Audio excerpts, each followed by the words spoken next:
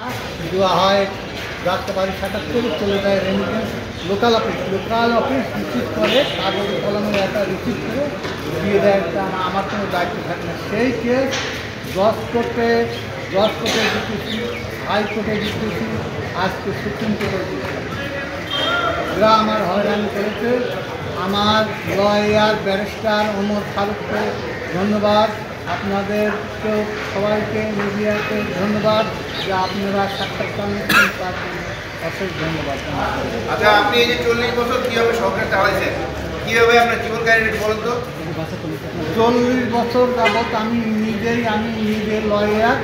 1985 সালে আমি LLB pass করেছি, কিন্তু আমি লাইসেন্স করিনি। এই কেসগুলো আমি নিজেই পরিচালনা করছি। জজ কোর্টে, হাইকোর্টে, আবার সুপ্রিম কোর্টে আমার ব্যারিস্টার ওমর ফারুক সব করেছে এবং ওনার দৌলতেই আজ এখানে আমার বিজয় হয়েছে, শেষ বিজয় হয়েছে। ওনাকে ধন্যবাদ। বলেন, আপনি যে চাকরি হারানোর পরে বাসের কন্ট্রাক্টরই করছেন? হ্যাঁ, আমি চাকরি হারানোর পরে অনেক করুণ অবস্থা আমার। আমি চাকরি হারানোর পর গাবতলিতে শ্যামলী পরিবহনের টিকিট বিক্রি করেছি, করে আমি জীবিকা নির্বাহ করেছি। আমি 2 মেয়েকে লেখাপড়া শিখাইছি। 2 মেয়েই accounting honours first class, masters first class, 2 জনকে দিয়ে দিয়েছি।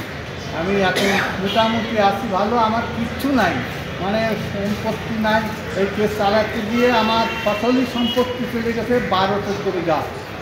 তারপরে গিয়েছে আপনার ভিটা বাড়ি, ঘর। আমি ল্যান্ডলেস, হোমলেস। আমি এখন কিছুই আমার করার নাই। 20 লক্ষ টাকা আমাকে খরচ বাবদ জিজ্ঞাসা করতেও অশেষ ধন্যবাদ জানাচ্ছি। আপনাদেরকেও ধন্যবাদ জানাচ্ছি।